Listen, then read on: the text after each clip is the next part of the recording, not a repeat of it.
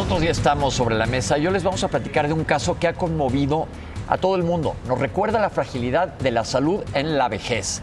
Gene Hackman, famosísimo actor, y su esposa, dos personas que marcaron huella en el mundo del arte, se encuentran en el centro de un debate médico tras su trágica muerte, probablemente debido al Alzheimer y al hantavirus. Para hablar sobre la importancia de cuidar la salud de nuestros adultos mayores nos acompañan el geriatra Jorge Orozco y el psiquiatra Rafa López. Bienvenidos, gracias por estar aquí con nosotros. Nos van a ayudar a entender los riesgos que enfrentan los adultos mayores, especialmente cuando se ven afectados por enfermedades crónico-degenerativas. Bienvenidos, gracias por estar aquí con nosotros. Gracias por la invitación. Esta fue una noticia pues muy trágica, que los dos hayan aparecido así en su casa y dices, es gente con muchísimos recursos, no es como que estaban abandonados, bueno, sí, o sí estaban abandonados.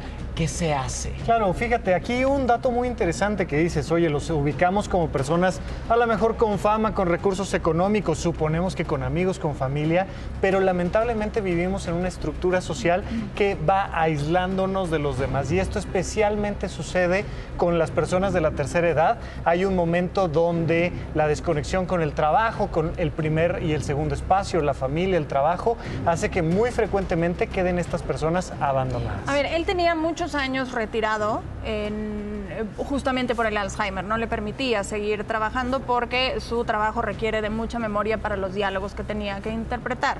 Pero mi pregunta es, muere su esposa y él con Alzheimer está una semana... ¿Qué tal? En su casa, completamente perdido, hasta que pierde la vida. Y entonces digo yo, ¿y los hijos? Pasó una semana. Es una situación muy compleja. Nosotros hablamos de redes de apoyo. Tienes hijos, pero a veces no. Lo ideal sería que tuviéramos una red de apoyo social, familiar o de vecinos que pudiera estar atentos ante nuestras necesidades. Hay muchas situaciones que hacen que una persona se aísle, desde trastornos conductuales, como podrían presentarse en el medio del Alzheimer, pero también trastornos de conducta o psiquiátricos propios que algunas personas tienen. ¿Hay alguna manera en prevenir o que nosotros cuidemos nuestra salud para evitar tanto la demencia senil como el Alzheimer? Porque aquí hay algún punto bien importante. Nuestros papás fueron la primera generación que cuidó a sus papás. Nosotros quizá todavía tengamos que cuidar a nuestros papás, pero desafortunadamente nuestros hijos le mando un WhatsApp, a pesar de que estoy todo el día en el celular y no lo va a ver. Quizá a lo mejor fue lo que pasó con los hijos del señor Hackman, que estaban aislados o estaban en sus cosas y ya no tienen el cuidado de los papás, y eso nos deja una tarea a nosotros de cuidarnos para evitar este tipo de cosas. Sí, y además estamos frente a una generación que cada vez es más frecuente que las personas no tengan hijos, y eso complica el tema de la red de apoyo. Hay que dejar muy claro que la demencia no es algo inherente a la edad. Es decir, este término que tenemos por entendido de demencia senil no es propiamente adecuado, porque es como la idea de que solo por envejecer voy a perder mis capacidades cognitivas, y no es así. Ante un diagnóstico de Alzheimer estamos hablando de un problema médico, y al menos en mi caso lo primero que hago es reunir a la familia. Esta persona a lo largo de años va a ir perdiendo capacidades. Lo podemos frenar, tratar de corregir un poco, pero sabemos que va a ir perdiendo capacidades de autocuidado. Entonces la red de apoyo tiene que ponerse de acuerdo años antes para decir cómo vamos a estar sustituyendo estas necesidades y cómo vamos a realmente poder apoyar a la persona. Pero a ver, vamos a poner sobre la mesa una situación muy real. Somos, en el mundo cada vez hay gente más grande, cada vez hay menos niños, y como dices, muchas veces ya las familias, aquí en México tenemos más red de apoyo porque los latinos somos más de abrazar en ese sentido. Sí. Pero la realidad es que se está diluyendo todo esto. Vamos a hacer un mundo de gente más vieja en general, en muchos de los países. ¿Qué podemos hacer? Yo, viendo hacia mi futuro, la palabra asilo no me gusta, pero estas casas de retiro son una buena opción. Cada vez hay más, porque tenemos que pensar, ¿qué voy a hacer para adelante? Sí, es una buena opción. Lo ideal sería que fuera tu propia decisión el ir a un asilo, bueno, una casa de reposo, de cuidados, pero por desgracia la principal causa por la que una persona termina en un asilo es precisamente por deterioro cognitivo. Porque tienen problemas de memoria, porque además se asocia a trastornos conductuales que son difíciles de cuidar. Imaginemos esto, un día eres la pareja de una persona, pero al día siguiente eres el cuidador. ¿Quién te capacitó para ser cuidador? ¿Y cuándo va a terminar tu etapa como cuidador? ¿1 año, 2 años, 10 años? No lo sabemos. Es sumamente desgastante para las personas que están alrededor de alguien que necesita cuidados. ¿Cómo te preparas? Perdón. No, ¿cómo te preparas? Porque, a ver, tengo un caso personal.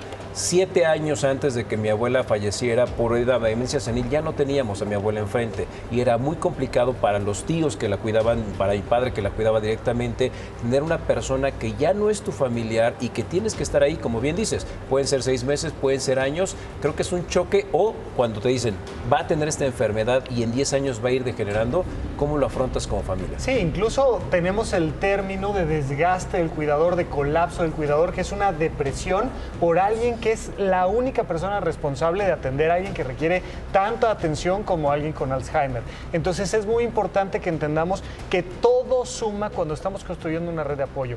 Idealmente, dentro de lo posible, que no sea solamente una persona la que va a cuidar a ese paciente. Idealmente que pueda haber roles, que también tengan momentos de descanso, pero sobre todo, como decía el doctor Jorge, capacitación. No es algo que hay con amor y con un poquito de lógica se da. Necesitamos estar en contacto constante con especialistas, con el geriatra, con el psiquiatra, para saber cómo podemos adecuadamente ayudar a cada persona, porque va a ser casos individualizados. Sobre todo porque el Alzheimer es, según relatan, una enfermedad durísima que no solamente se olvidan de su gente, sino de cómo comer, de dónde están, o sea, pierden tiempo y espacio. Incluso se les olvida que ya desayunaron hace 5 minutos.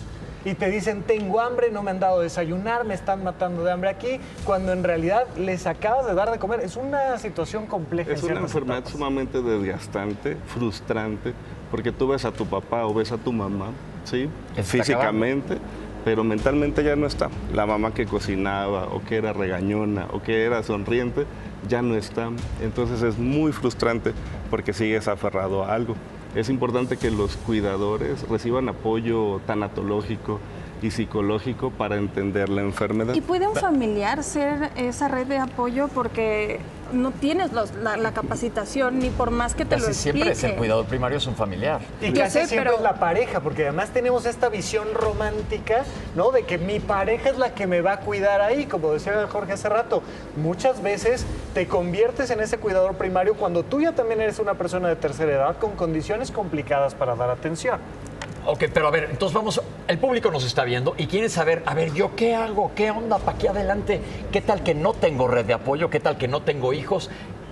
¿Cuál es su sugerencia para que nos vayamos preparando? Porque en ese camino estamos muchísimas personas. 3 niveles rápidos de red de apoyo. La primera es el autocuidado. Yo tengo que pensar en mí a 5, 10, 15, 20, 30 años. Okay. El autocuidado. Segundo, por supuesto, amigos y familiares. Pero tercero, instituciones. De ahí hay una responsabilidad gubernamental, social, donde tenemos que brindar atención como parte de nuestro mismo grupo social a las personas que lo requieran. Oye, pero ¿habrá algún ejercicio, leer, hacer crucigramas o algo que te active ante una demencia senil, quizá no ante el Alzheimer? Hay varias cosas, ¿no?